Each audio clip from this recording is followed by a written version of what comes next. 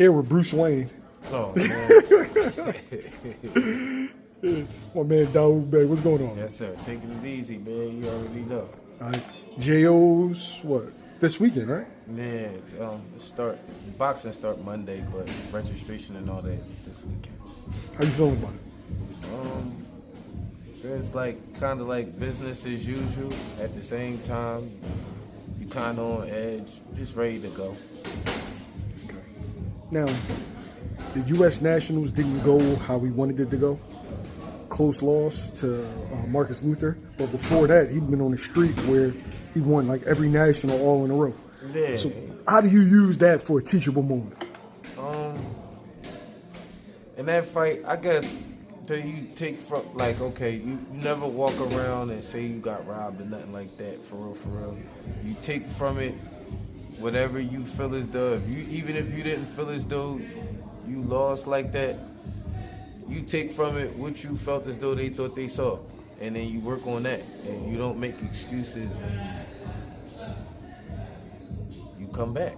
I mean, I don't really know how else to really explain that. I think I work on preparing him mentally for things like that if it doesn't go your way. So I work on that.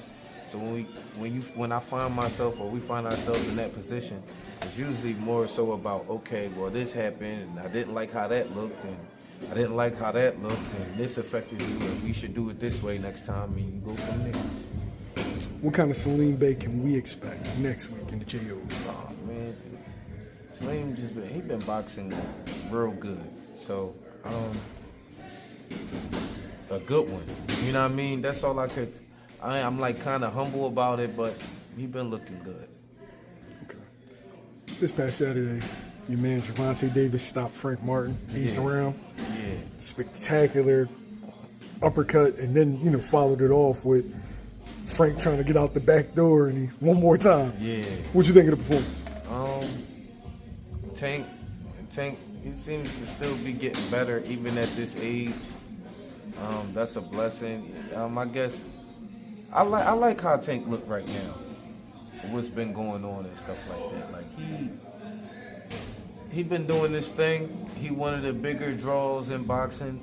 His performances are always exciting because of the way that his fights go. So he's like box office, and sky's the limit.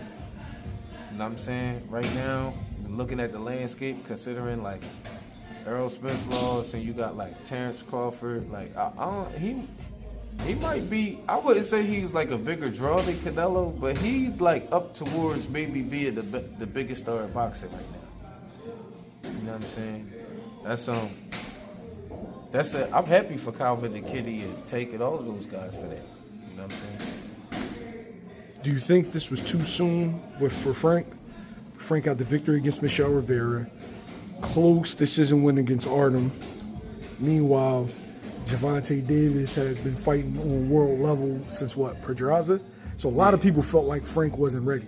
I thought it was a good fight heading into it.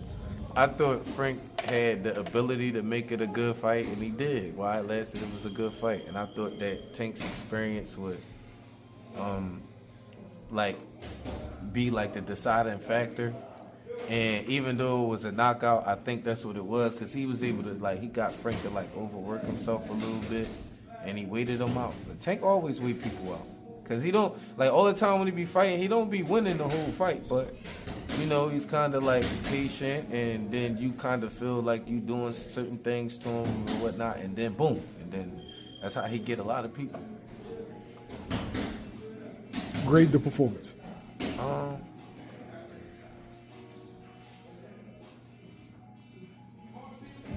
I mean, I don't really see a reason not to give him an A. I mean, when he closed a guy out like that, he didn't look bad. Frank fought him back. He resisted him. That's what he was supposed to do, right? Mm-hmm. I mean, this shit is pay-per-view, bro.